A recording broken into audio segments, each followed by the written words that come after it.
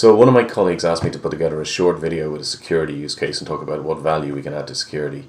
Honestly, we have a ridiculous amount of different use cases for security. It's not a security tool, but the real-time nature of how we do what we do enables real-time compliance, real-time security, incident response, all sorts of real-time and security relevant capabilities. But let's look at this particular CVE. Today is June 12th, 2026, so this thing is 3 days old. And it's talking about a wrapper for HTTP.sys on basically any Windows system, and it'll allow an unauthorized attacker to execute code over a network. So very bad and actually quite easy to exploit. And it tells me here the mitigations. Great. This is the particular registry key in question, and we need to look for max request bytes under this. Now, what we can do in here is I can go into endpoint troubleshooting, and I can type in registry. What are the values under this registry? So, okay, yeah, that'll do. HP local machine, system, blah, blah, blah. I'm going to run this against all devices right now. I have 57 devices online in this demo environment. It could be 5,700. It would happen in the same amount of time. As we can see, the data comes back live and in real time, and we can see all of the particular values underneath that particular thing. Now, what we're looking for is max request bytes. Okay. So we'll filter this where the name contains max request bytes. We don't have any of them. That's actually expected.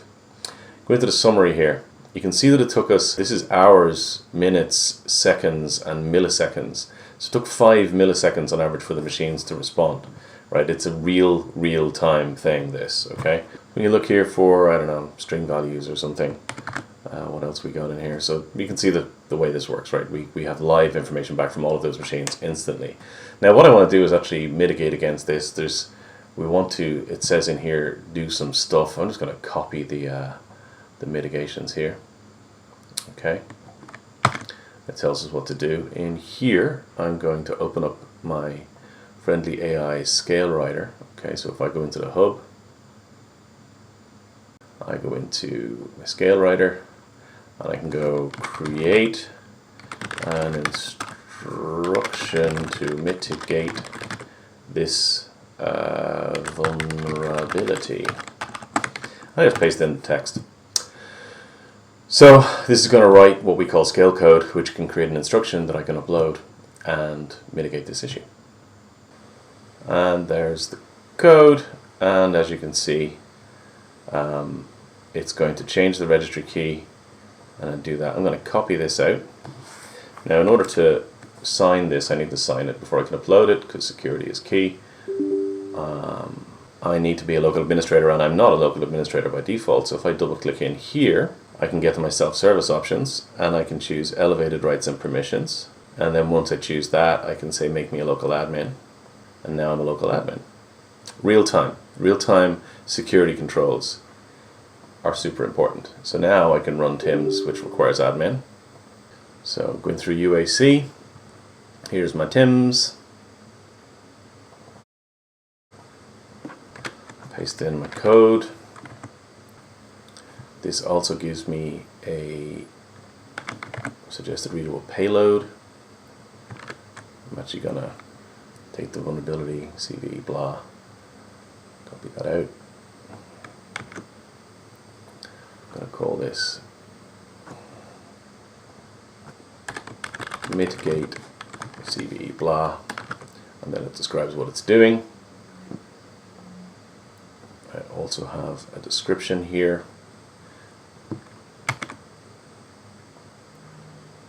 Put in my description. Identify myself.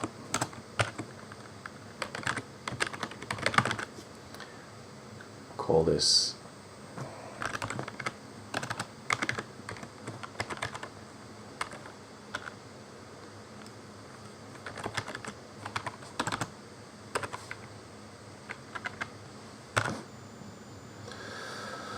okay, so there's the file, and now I can upload it.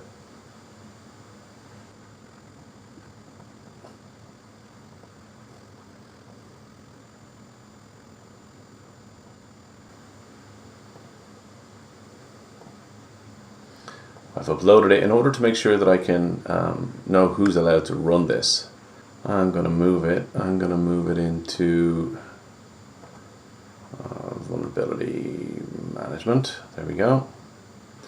And now I have rights to run it. So now that I can run it, go back in here, mitigate. There we go. CVE blah.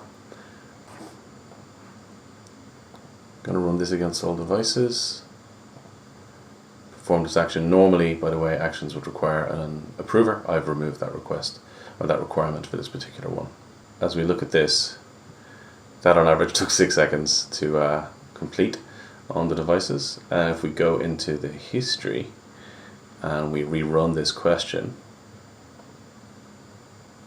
and now we can see max request bytes is there.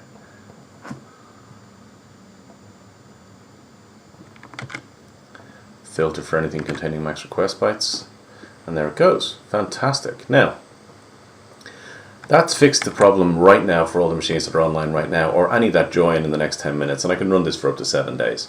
So that's great, but let's actually put in place a control that will ensure that that always stays set. So I'm going to hit new rule here.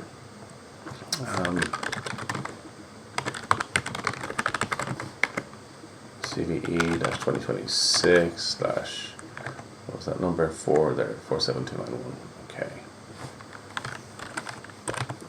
Okay, and I can say this is maybe Windows only. Triggers is going to be a reg key. Which reg key? That reg key. And what do we want to check? We want to check if HKey local machine parameters max request bytes has a value of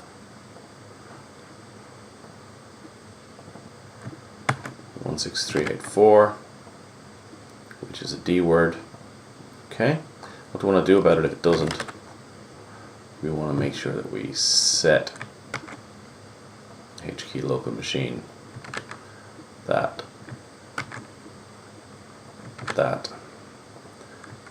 to value that. It's a D word. So the standard is vulnerability management, control number CVE 2026. What was it? 47291. This is just for documentation purposes, and it's a mitigation.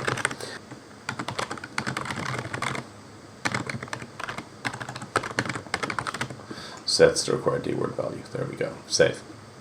So now I can add that into a policy. So I can have Windows security controls, for example. Edit policy. If I search in here for my CVE, I can add that one. And now I can have that applied to all machines. Okay, so as machines come online, they'll check to see if that is set, and if it is not set, it will be set if it's a Windows device. I can identify all my devices which have a ONE client on them. I can actually use ONE client to perform discovery of unknown devices as well. I can respond to incidents by immediately detecting which machines need to have a protection implemented. I can protect them immediately with an instruction, and I can ensure that I actually have a policy in place so that if ever that varies away from what is required in future, that is automatically fixed. All of this applies to a governance framework and supports multiple governance frameworks, and allows you to recover if you ever do have a security incident. I mean, what we have here really is an amazing tool for security best practices, and these rules and policies that we have are triggered by the event occurring. So the action of that registry key changing to a value other than the required value will trigger the response, and it will literally happen within that sort of 3 to 5 millisecond window that you saw it takes to actually run and set these things. So it's millisecond response times in real time to trigger, which is a change. The security features of these products and the value this can bring is huge. And also, if they've got security tools like the CrowdStrike incident, where that was more of an endpoint management thing than a security thing, one could argue, but it was caused by a security tool. So our tool was so fast that we could actually remove the offending updates so that the machine didn't blue screen of death when it was trying to start that CrowdStrike service. So this is the sort of thing you can do with this. It's an amazing product for security use cases, and I hope you found this interesting.